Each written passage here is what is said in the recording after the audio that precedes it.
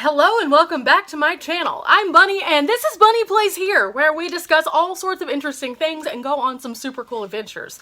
Now today I am picking right up on my series of things I wish I would have known before I went to. And we fill in the blank with whatever national park or major feature that we have gone to. Now today is one that I really, truly want to impart some wisdom about because there are a lot of questions that come to this location. It's a super popular destination, but it's also a destination that has a lot of closures. So we definitely need to get out there and discuss it. So these are the 5 things I really super wish I would have known before going to Crater Lake.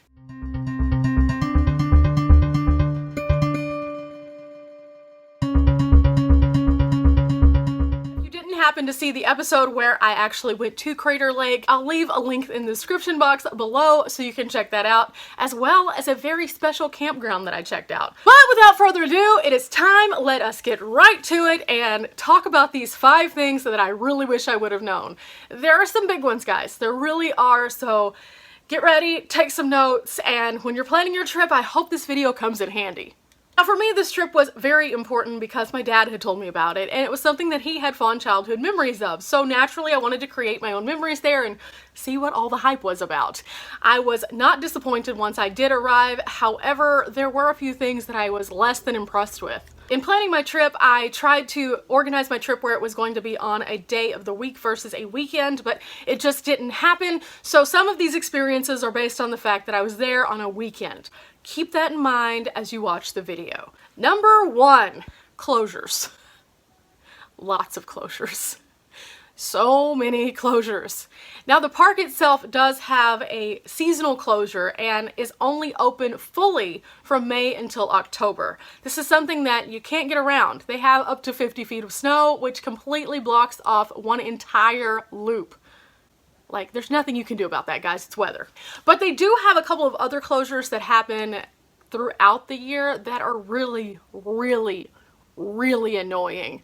And yeah, I happened to luck into those. On the weekend that I was visiting, they were having one of their bike rallies. You're out there with a bunch of people who are pedaling up and down mountains in droves. And the bicyclers do have the right of way because, well, it's their special day. They do this twice a year from what I understand, and they do close off one entire side of the loop. What does that mean for all of us who are not bicycling?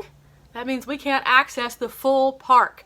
And to be honest, I don't feel as though it is fair to everyone who does pay admission. It would be different if there was a discounted admission for those who are coming who are not bicyclers, but there isn't. So you're paying full price to get to see not even quite half of the park. As a result, you get to go to these viewpoints that are overcrowded because only half of the park is open. And that's really stressful a lot of times. Parking is horrific. It is not designed for those kind of moments. And so you find yourself just kind of going, why did I come here today? Why? Why? I did converse with a couple people along the way who were equally as annoyed, so it wasn't just me being like a little bit touchy. There was an older couple there who had never been to Crater Lake before, and this was their only opportunity to in life ever come. They were horribly disappointed, and they were very vocal about it at the ranger station. Like, very vocal. All weather closures aside, this is something you can control, so plan in advance. Go on their website, do the due diligence, call ahead, do whatever you have to do. Avoid this unless you actually want to participate in the event itself. Number 2, make sure that you fill up your tank before coming to the park. If you're going to be able to drive the entire loop, it is going to take quite a while. It is going to take its toll on your gas tank. So you want to make sure that you just top it off in one of the neighboring communities before coming out. There's no gas in the park from what I understand. I didn't personally need gas, so I didn't really go into depth with this, but from what I was told, there's no gas available. So definitely get gas before going into the park. Number 3. You will want to make sure that you bring food or eat before unless you want to pay premium for your food. The prices were pretty high for just really basic things. I noticed that like a sandwich was like $6 for just like a regular sandwich that you could get at a convenience store for like $3. If you pick up something in the neighboring community, the prices are more normal, so that's better. And you can always, you know, just bring your food with you and have a picnic in the park somewhere. That's a gorgeous location to have a picnic. Just know that if you do have a picnic in the areas that don't have like established picnic areas, you're probably gonna have chipmunks walk up to you. Don't be scared. They're really friendly. They just want your food. Number 4, visitor center. I just wasn't really super impressed with the visitor center here. I really expected a lot more of it, considering, you know, the location and the cool amount of things that they have there to talk about. So I guess in my mind, I really thought that this was gonna have like one of those epic visitor centers. And then I got here and it was not awesome at all. In fact, I was really disappointed in the visitor center. I felt like I learned more from the map and just reading what was on the map than I actually did from the visitor center itself. I noticed that there were 2 different outposts, and I thought one would probably be like awesome and have more information, and then the other one would just kind of be like a little something extra where you could see like a viewpoint and it would point you in the direction of something cool. No, not really. No. I was underwhelmed by the visitor centers. If you're wanting to find out more about Crater Lake, I guarantee you're going to find out more if you just go online than you will in the actual visitor centers. What's really sad though about this is the rangers are so well versed in what's going on there, so if you can find a ranger and possibly hit a ranger talk. But because of this, I wasn't able to really get that much information from the park itself. Like I said, the map had more information than the visitor centers. There were a couple of topographical maps in the visitor center and a video. That was it. Maybe I missed something, but sure enough, I did miss something. They had it closed, actually. The Interpretive Center, where they do a lot of children's programs and have a lot of hands-on exhibits. Sure would have been nice to know that, though. Just avoid the visitor center unless you have an actual question you need to ask an actual person, because otherwise you're not going to find out in the visitor center. Number 5, trails. There are a lot of trails there. However, not all of them go to the lake. There is this weird misconception that you can just walk on down to the lake and hop in. No, no, no! You're not allowed to get into the water itself. It is considered to be a non-polluted water source, and thus they want to keep it that way. That is why it is so clear and so blue. And because of that, they have very limited access to this area.